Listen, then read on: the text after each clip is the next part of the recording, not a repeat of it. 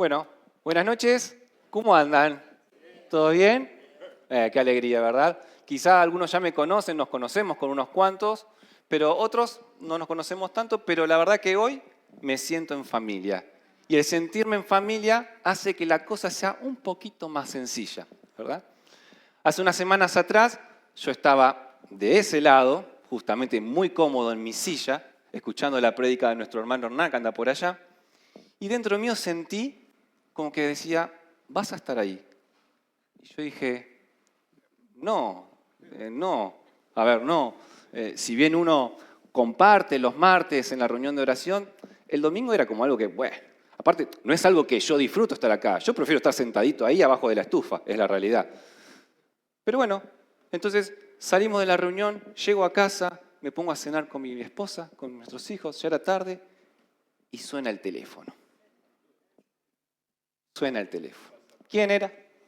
Nuestro amado pastor, que muy simpáticamente me invita a participar y a hacer de este desafío una realidad. La respuesta ya la conocen porque hoy estoy acá, así que quiero decirles algo. Cuando el pastor llama, están ustedes si atienden o no. Esa es la. Pero bueno, cuando termino de cortar, mi esposa me mira y me dice, tenés que predicar. Y yo, sí. Y inmediatamente le decía al Señor, Señor, ¿qué voy a hacer? ¿Qué voy a decir? ¿Qué tengo que hacer? Y el Señor me dice, tranquilo, ¿qué puede salir mal?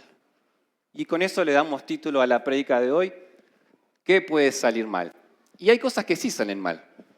Ahí podemos ver una escultura, una estatua, quizás muchos ya la conocen, pero esa estatua representa a la diva de los almuerzos de la televisión argentina. ¿A lo digo o no lo digo? Esa estatua se creó para homenajearla, para que sea parte de su pueblo natal en la ciudad de Santa Fe. Y la homenajeada, ¿qué dijo al respecto? ¿Qué dijo al respecto? Es horrible. Yo soy hermosa y es horrible. Dice, ni los dientes son los míos. Entonces imagínense el escultor. Quitó la estatua, se la llevó a su taller, la remodeló un poco más, le puso más cariño y la volvió a presentar en el lugar. ¿Qué dijo la diva? Así sin filtro como se caracteriza ella. Dijo, esto está peor, dijo. Así que la estatua sigue estando ahí, pero bueno, ¿qué pudo haber salido mal? Y eso salió mal. También hay otra situación que salió mal. Hace casi un mes hubo una situación que nos atravesó como argentinos, que vivimos durante un periodo de un mes justamente, que fue el Mundial. También salió un poco mal. ¿Y el Mundial qué desata? Desata emociones, desata ira, desata ritos, desata un montón de cosas. De hecho, como argentino, con un grupo de amigos que no voy a señalar que andan por acá, teníamos una costumbre. Cada vez que la selección jugaba, nos juntábamos en la casa de un amigo a ver todos los partidos, todos sentaditos en el mismo lugar, con la misma banderita, con el mismo relator que no sea otro, con las persianas cerradas, pero entendíamos que no era cábala, era una cuestión de orden. Pero bueno, ese orden no funcionó muy bien porque ya sabemos cómo terminó. Pero bueno, el Mundial no trae solamente partidos, el Mundial está rodeado de muchas cosas más. Y entre esas cosas están las figuritas. Y las figuritas, ¿qué padre no ha tenido ese suplicio de escuchar? Pa, ¿me compras un sobrecito? Y uno, no, todavía no, dentro de unos días, ¿para qué querés? Y después ya pasan de moda, y querés un sobrecito, quiero un sobrecito. Porque todos buscan una figurita. ¿Qué figurita buscan? La más especial. Como argentino, ¿cuál buscamos? La de Messi, exactamente. Entonces, a mi hijo le compramos un par de sobrecitos, sus abuelos también le regaló unos sobrecitos, y empieza a ver los sobrecitos, y aparece una figurita. ¿Qué figurita? No, la de Ronaldo. Pero bueno, no era Messi, era Ronaldo. Está bien, estaba, me tocó Ronaldo, y bueno, cada mañana se levantaba así desesperado. Era rutinario, se sentaba en el sillón, agarraba las figuritas, las ordenaba por nombre, las ordenaba por color, las ponía por equipos, estaba todo el tiempo con las figuritas. Y un día agarra la de Ronaldo, la empieza a mirar, así, muy detenidamente, empieza a ver todos los datos y me mira. Yo estaba trabajando así, medio encorvadito, me acuerdo, en la computadora. Y me dice, pa, ¿cuánto pesás? ¿A qué viene esa pregunta? 83 kilos, le digo. Igual que Ronaldo, me dice. Oh, dije, compartimos la misma masa muscular. Nada más la mía está en reposo, la de él está un poquito más, pero es la misma masa muscular. Sigue mirando la figurita y me dice, pa, ¿cuánto medís? Yo soy así, 1,87. Igual que Ronaldo, me dice. Ahí yo ya me puse más derechito, dije, va, ya soy parecido a Ronaldo. Y mira así, el último dato dice, pa, ¿y cuándo naciste? 5 de febrero de 1985. Igual que Ronaldo, me dice. Claramente habíamos sido mellizos separados al nacer. Yo estuve a punto de llamar a mi papá y decirle, che, vieja, ¿cómo que somos hermanos de Ronaldo? No, nunca me dijiste. Pero no era la verdad. Así que nada, mi hijo estaba ahí con que papá Ronaldo, le decía a su hermana Nina, papá Ronaldo. Y Nina, papá Ronaldo también. A mi esposa le dijo, mamá, papá Ronaldo. Mi esposa, Ronaldo, dale, ¿qué va a hacer Ronaldo? En fin, ¿a quién nos parecemos? Es la pregunta. Por ahí mi hijo se fue gritando, papá Ronaldo. De lejos dijo, Ronaldo de Temu. No sé qué habrá querido decir con eso, pero bueno. El tema es, ¿a quién nos parecemos? Porque siempre estamos buscando un parecido a alguien. Una vez me han dicho, vos te pareces a Germán Martitegui, al cocinero de MasterChef, al peladito. No sé por qué, será por los ojos. Y otra vez me dijeron, ¿te pareces a Abel Pintos? Dije, sí, porque nunca me escuchaste cantar, le digo la verdad. Así que hoy me parezco a Martitegui, me parezco a Abel Pintos y me parezco a Ronaldo. ¿Y qué padre no tuvo esa sensación de cuando recién es padre, tiene a su bebé en brazos, y viene la tía, y viene el tío y le dice, ¡ay, qué simpático! Vale la aclaración. Cuando dicen que el bebé es simpático, es porque es feo. No significa que los bebés después no vayan a ser lindos, pero a veces los bebés nacen feos y a veces nacen lindos. Entonces le dicen, qué simpático, tiene los ojitos de papá o tiene la boquita de mamá. Siempre quieren buscarle un parecido. Viene tu suegra y te dice, vos lo tenés en brazos, ay, se parece a tu cuñada de chiquitito. Va de retro, Satanás. Pero bueno, entonces siempre quieren buscarnos un parecido con alguien. Y la Biblia nos dice de que nosotros fuimos creados para parecernos a alguien. Y ahí empezamos con Génesis 1, 26, 27, que dice, luego dijo Dios, hagamos al ser humano a nuestra imagen y semejanza, que tenga dominio sobre los peces del mar y sobre todas las aves del cielo, sobre los animales domésticos, sobre los animales salvajes y sobre todos los animales que se arrastran por el suelo. Dios creó al ser humano a su imagen, lo creó a imagen de Dios, hombre y mujer los creó. Y la Biblia dice que fuimos creados a su imagen y semejanza. Y no es que solamente los creó, sino que a imagen y semejanza de Dios. Y vuelve a repetir en el texto, a imagen de Dios lo creó. Antes de que Adán haga algo, Dios ya estaba hablando de su identidad. Él dijo que yo soy el creador y ustedes son mi creación. Y su identidad empieza a estar escrita con estas palabras. Dice, yo lo hice a mi imagen. Y esto no quiere decir de que Dios tenga el mismo cuerpo o la misma cara que nosotros. No, porque Él en realidad nos diseñó para mostrar algo de lo que Él es en nosotros. Poder mostrar la capacidad de amar, la capacidad de cuidar, la capacidad de crear, porque fuimos creados para representar a nuestro Creador. Entonces ya no es si me parezco un poquito a mamá, un poquito a papá, al tío. El tema es, ¿qué se puede ver de Dios en mí? Porque cuando nos parecemos a Él, la cosa cambia. Una cosa es venir el domingo, adorar, servir, orar, estar con los hermanos, y ahí sí nos parecemos a Dios, porque estamos todos juntos. Pero ¿qué pasa cuando salimos del domingo y nos vamos a casa y estamos con nuestros hijos, con nuestra pareja, o mismo con amigos? ¿Demostramos de que somos parecidos a Dios? Porque ahí es donde nuestra imagen empieza a hablar. Y la pregunta es, ¿qué puede salir mal? ¿Qué puede salir mal? Génesis 2:7 dice, y Dios, el Señor, formó al ser humano del polvo del suelo, entonces sopló en su nariz aliento de vida y el hombre se convirtió en un ser viviente. El hombre no apareció así como accidente, ¡puc! Dijo, hágase el hombre, sino que Dios se acercó. Dice que tomó del polvo de la tierra y Él lo formó. No se creó, lo moldeó con sus manos. Porque Dios, cuando se acerca, da vida. Es un Dios que prepara el lugar, es un Dios que establece los límites y por sobre todas las cosas, es un Dios que se acerca, no es un Dios alejado. Eso nos empieza a mostrar quién es Dios, porque Dios no es un Dios indiferente, no es que crea y después deja a su creación librada al azar. Génesis 2, 15, 17. Dios, el Señor, tomó al hombre y lo puso en el jardín del Edén para que lo cultivara y lo cuidara.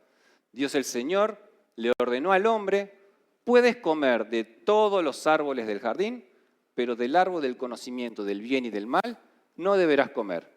El día que de él comas, sin duda, morirás.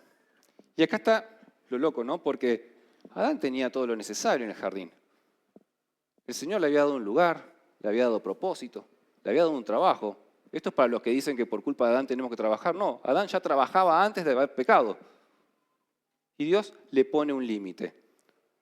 Y ese límite no era falta de amor. Realmente no era falta de amor. Era algo más importante. Le estaba diciendo al hombre, a Adán, confía en mí, porque van a pasar cosas que por ahí no las vas a entender, pero confía en mí. Entonces, ¿qué puede salir mal? Porque hasta acá la verdad que todo está perfecto.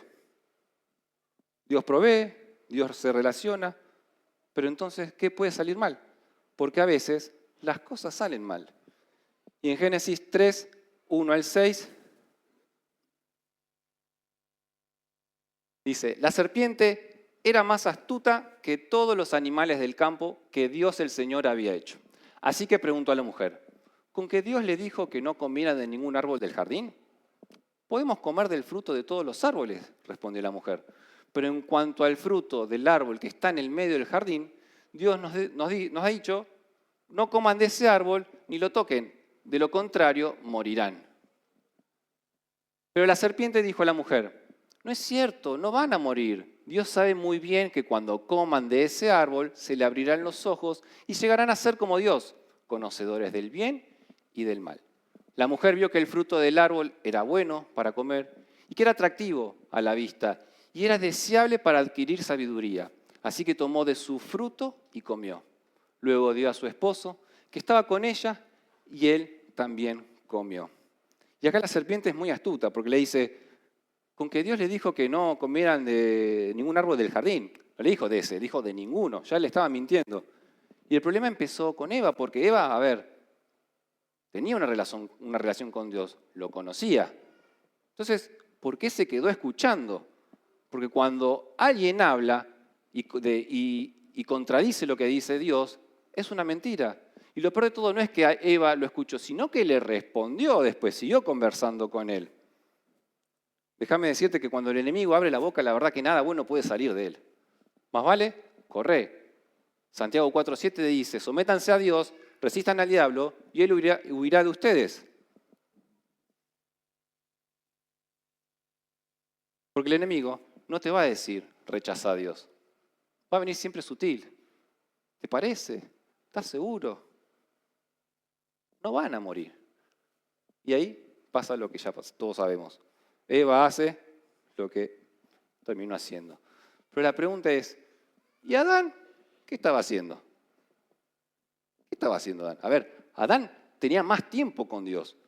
No dice la Biblia cuánto tiempo pasó hasta ese momento. Pero si vemos en Génesis 2, el momento le dice, ponele nombre a todos los animales. Eso en un día no se hace, me parece. O sea, conocía de Dios. Y estaba ahí como un cero a la izquierda, mirando cómo hablaba la mujer con el diablo. Así. Y mientras ella come, él, sí, dame, agarra así, y comió.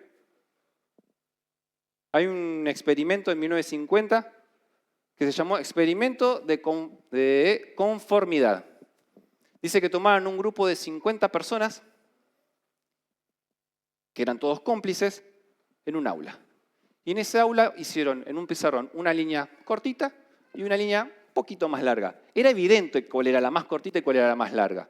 Y metían a una persona que no era parte de ese grupo de cómplices. Entonces le decían, díganme ustedes cuál es la línea más corta. Todo ese grupo de cómplices decía que la más cortita era la línea más larga. Dice el experimento que el 75% de las personas fue con la corriente. Fue con la corriente. Dijo que la línea cortita era la larga. Solo un 25% dijo la verdad. No se dejó llevar por la corriente. Entonces, Adán estaba en la misma. Si bien no había 50 personas, era Eva, pero era el 50% de la creación. Ahora no había más. Y él decidió ir con la corriente. Y ahí mismo entra el pecado. Y el pecado no es solamente hacer lo malo. Es decidir vivir nuestra vida de nuestra manera cuando Dios ya nos mostró su manera. Y ahí quiero que vayamos a Génesis 3, 7 al 10. En ese momento, los ojos de ambos fueron abiertos y tomaron conciencia de su desnudez. Por eso, para cubrirse, entretejieron hojas de higuera. Cuando el día comenzó a refrescar, el hombre y la mujer oyeron la voz del Señor que andaba recorriendo el jardín. Entonces corrieron a esconderse entre los árboles para que Dios no lo viera. Pero Dios, el Señor, llamó al hombre y le dijo, ¿dónde estás? El hombre contestó, escuché que andabas por el jardín y tuve miedo, porque estoy desnudo, por eso me escondí. Y acá pasa algo que no había pasado nunca. Se esconden, Adán y Eva se esconden. Yo me imagino, ¿no? Una situación tragicómica. Así, Adán, vení gorda, vení, sí, atrás mío, sí, ya sé que fue la serpiente. Cállate que no va a escuchar. No cabe en la cabeza. No se iban a perder, eran creación de Dios, eran los únicos, eran dos. Yo no me imagino a Dios diciendo, che, pará, creo que perdí algo. ¿La billetera? ¿El celular? Adán y Eva, ¿dónde están? No, estaban ahí. Y el Señor le dice, ¿dónde estás? El hombre que había sido creado para caminar con Dios se esconde, tiene miedo, tiene vergüenza. Dice que oyeron al Señor que paseaba por el huerto, porque Dios seguía caminando por el huerto. Y Dios no había cambiado, porque el pecado había afectado al humano, pero Dios seguía siendo Dios y seguía compartiendo con el hombre. El pecado había entrado en la historia y con él la vergüenza y el miedo. Y eso a veces explica muchas de las situaciones que vivimos, porque por ahí metemos la pata, hacemos algo que sabemos que no está bien, y en vez de ir a Él, a su encuentro, nos escondemos. Por ahí nos escondemos detrás de una sonrisa, ¿está todo bien? O venimos a la iglesia acá y levantamos las manos y podemos seguir escondidos. Entonces, Dios le pregunta a Adán, ¿dónde estabas? Y hoy Dios nos pregunta, ¿dónde estás? ¿Dónde te escondiste? ¿Qué fue lo que hiciste? Porque aún conociéndome como soy, ¿por qué te escondes? Y la verdad que Dios no estaba jugando a las escondidas. Dios sabía dónde estaba Adán. Él caminaba por el jardín, pero sabía dónde estaba Adán. El tema era hacerle ver a Adán que se había escondido. Che, Adán, ¿dónde estás?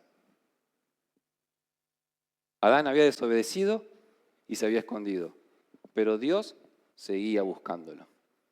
El pecado cambió nuestra relación con Dios, pero no cambió el corazón de Dios con nosotros. Quiero que vayamos a Génesis 5, del 1 al 3. Cuando Dios creó al ser humano, lo hizo a semejanza de Dios. Lo creó hombre y mujer y los bendijo. Y el día que fueron creados, los llamó seres humanos. Cuando Adán llegó a la edad de 130 años, tuvo un hijo, a su semejanza e imagen, y lo llamó Set. Vemos que en Génesis 1, Dios crea al ser humano a su imagen y semejanza. Y acá en Génesis 5 se vuelve a utilizar la misma expresión, a su imagen y semejanza. Adán había tenido un hijo a su imagen y semejanza. Pensá en eso, Dios crea a Adán a su imagen y semejanza, y Adán tiene un hijo a su imagen y semejanza. La imagen se transmite. Adán en el mismo capítulo 1, entre Génesis 1 y 5, ocurrió algo. Entró el pecado. Y el pecado no deformó la imagen y semejanza de Dios, sino que se metió en la humanidad de Adán. Y ahí empezó a pasar de generación en generación. Porque la verdad es que cuando somos chicos no necesitamos aprender cosas. No hace falta decirle a un nene, che, hoy vamos a estudiar cómo ser egoísta. No, ellos saben muy fácilmente decir, no, esto es mío. Y cuando tienen un hermano ni les digo. O a mentir. ¿Quién le enseña a mentir de chiquititos? A no ser que nos vean en casa. Pero no debería. Porque hay niños que empiezan a mentir de chiquititos. Entonces es el pecado trabajando. Y el Evangelio no es simplemente portarme mejor. Porque si fuese solamente portarnos mejor, lo solucionaríamos con educación. Lo que necesitamos es redención de Dios. Que Él solucione lo que nosotros por nuestros medios no podemos solucionar. Dice que Dios no se resignó por más que haya pecado. Porque el pecado no tuvo la última palabra sobre Dios. No dijo, bueno, Adán falló, hagamos una tierra nueva, hágase la luz. No empezó la historia, sino que empezó una nueva historia de restauración. Y en esa restauración aparece Jesús. Colosenses 1:15 dice, Él es la imagen del Dios invisible, el primogénito sobre toda la creación. Pablo dice algo impresionante. Él, Jesús, es la imagen del Dios invisible. Génesis nos mostró al hombre creado a imagen de Dios. Después, el pecado entró y afectó profundamente a la humanidad. Y ahora Pablo nos presenta a Jesús. Que Jesús no es simplemente un hombre queriéndose parecerse a Dios. Jesús es la imagen perfecta de Dios. Acá si alguna vez te preguntaste, ¿cómo es Dios? Míralo a Jesús. Cuando vemos a Jesús sanando, ahí podemos ver cómo es Dios. Cuando vemos a Jesús llorando, vemos cómo es Dios. Cuando vemos a Jesús llorando en la tumba de Lázaro, ahí lo vemos. O cuando perdona, ahí vemos cómo es Dios. Y cuando lo vemos a Jesús colgado en una cruz, entregando voluntariamente su vida por nosotros, ahí vemos hasta dónde llega el amor de Dios. El pecado nos alejó y Dios vino a buscarnos. El hombre se escondió y Dios se acercó. El hombre rompió la relación y Dios abrió un camino para restaurarlo. Jesús no aparece como un plan de emergencia de Dios. Era parte del plan. Porque el Dios que encontramos en Génesis buscando a Adán es el mismo Dios que encontramos en Cristo buscando al ser humano. Y en Romanos 8:29 dice, porque a los que Dios conoció de antemano, también los predestinó a ser transformados según la imagen de su Hijo, para que Él sea el primogénito entre muchos hermanos. Pablo dice que nos predestinó para ser hechos conforme a la imagen del Hijo. Mirá el recorrido, es muy simple. En Génesis, hagamos al ser humano nuestra imagen, después el pecado afecta a esa imagen y la humanidad queda marcada por nuestra naturaleza caída. Pero ahora en Cristo dice, quiero conformarlos a la imagen de mi Hijo. Ahí Dios no abandonó su propósito. No lo abandonó. Porque lo que Él quiere es que nos parezcamos cada vez más a Cristo. En nuestra forma de pensar, en nuestra forma de actuar.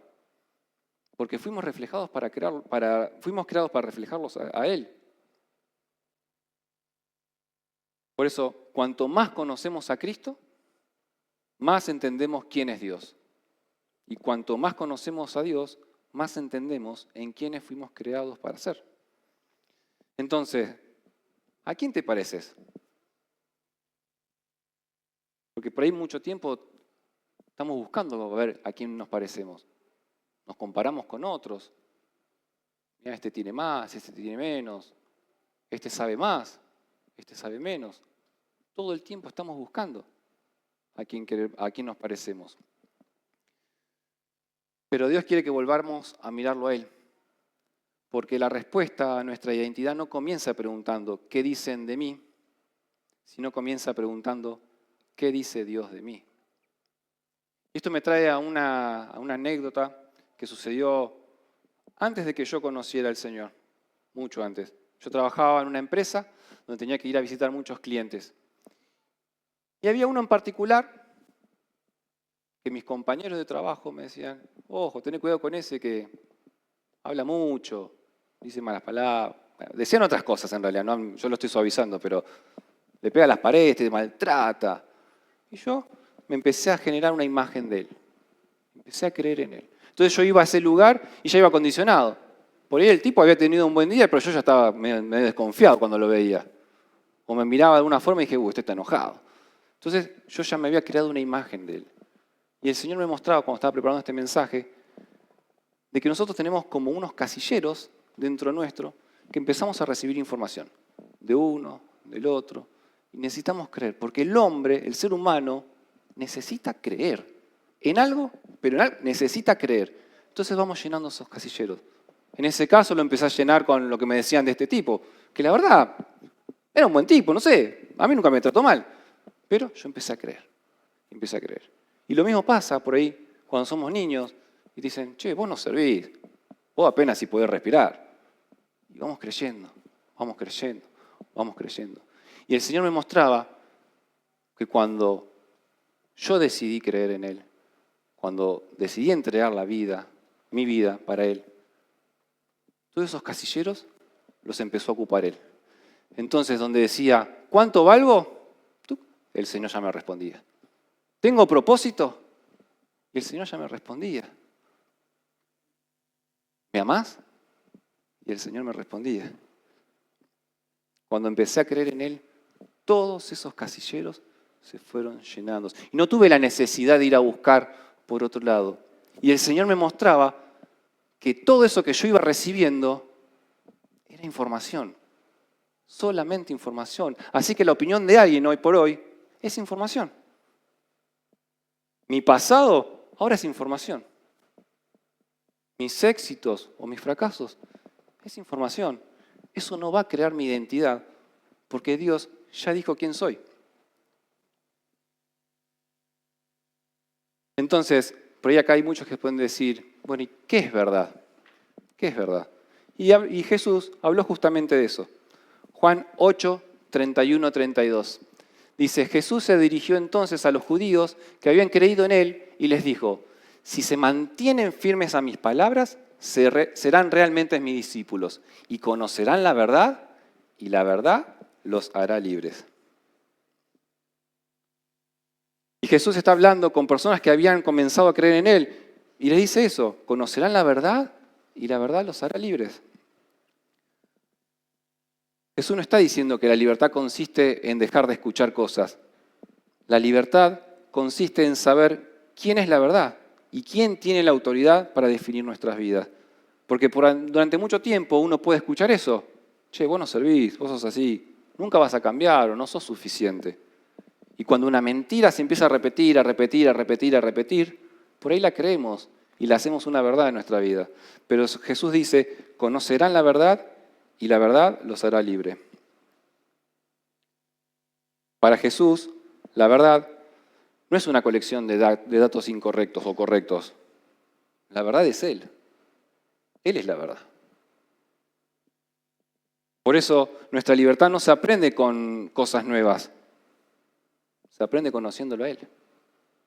Día tras día, teniendo intimidad, teniendo oración, llenando la planilla de acompañamiento.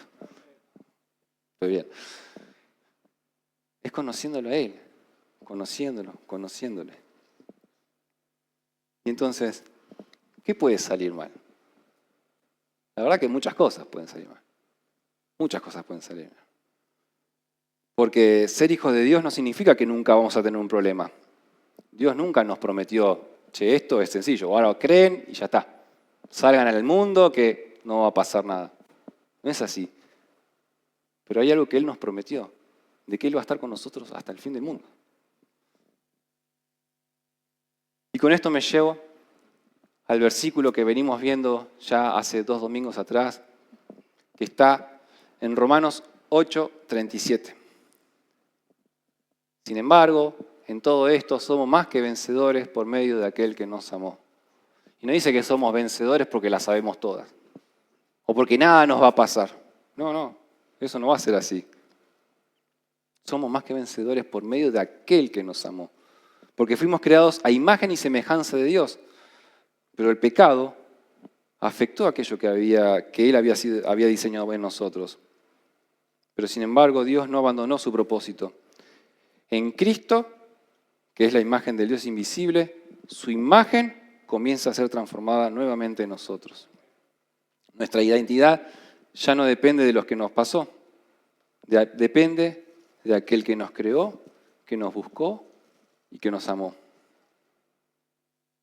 Puede haber cosas que nos sigan pasando, situaciones, pero en medio de esas situaciones, Él nos va transformando a su imagen día tras día. Por eso ya podemos caminar confiados, porque más allá de cualquier circunstancia, somos más que vencedores por medio de aquel que nos amó. Amén. Y por ahí, hoy estás acá y sos nuevo y no lo conoces a Jesús. Y la verdad que no hace falta conocer toda la Biblia para conocer a Jesús. Y tampoco hace falta arreglar todas nuestras cosas para encontrarnos con Jesús y tener una relación con Él. Porque Adán pecó y se escondió, y Dios fue a buscarlo. No se quedó en su lugar. Y eso es el Evangelio. El Evangelio no es el hombre encontrando el camino hacia Dios, sino es Dios viniendo a buscar al hombre. Jesús vino a reconciliarnos, a perdonar nuestros pecados, a restaurar y a dar vida nueva. Y quizá nunca entregaste tu vida a Jesús. Quizá hoy te invitaron, pero por ahí dentro tuyo dijiste hoy, yo lo quiero conocer. Hay algo de todo esto que estuvo en el aire, de estas palabras, que yo lo quiero conocer. Y hoy es un día de oportunidad. Hoy es un muy buen momento. Quizás hace tiempo que venís caminando con el Señor y elegiste esconderte un ratito. Salí, acércate a Él, porque Él es el que te restaura. Seamos transformados a su imagen. Y por ahí no lo conoces y también estabas escondido. Volvé a tu Padre, volvé al Padre, acércate, porque Él se acercó. Acércate a Él. Así que si estás por primera vez acá y no lo conoces a Jesús, pero te interesaría conocerlo, podemos orar. Hagamos una oración para que Él sea el Señor de nuestras vidas. Así que si estás acá por primera vez y querés recibir a este Señor, a este Salvador, al que te va a ir transformando día tras día, el que va a ir generando su imagen en vos, y que cuando te vean tus conocidos van a decir, ¿y este qué le pasa? Está distinto. Que Él siga transformándonos día a día. Así que si estás acá y querés recibirlo, te pido que levantes la mano. Nadie te va a ver, nadie te va a ver, nadie te va a ver. Solo Él te va a ver. Él es el único que te va a ver. Él es el que tiene un plan para vos, para tu vida. Tiene un plan de salvación. Hay un plan de salvación para tu vida. Repetí conmigo. Señor Jesús, te pido perdón por mis pecados. Me arrepiento. Quiero que seas el dueño y Señor de mi vida. Te pido que me laves, que me limpies. Anota mi nombre en el libro de la vida, Señor. Reconozco que viniste a esta tierra y que moriste por mí y que al tercer día resucitaste, Señor. Hoy quiero que seas mi Señor y mi Salvador.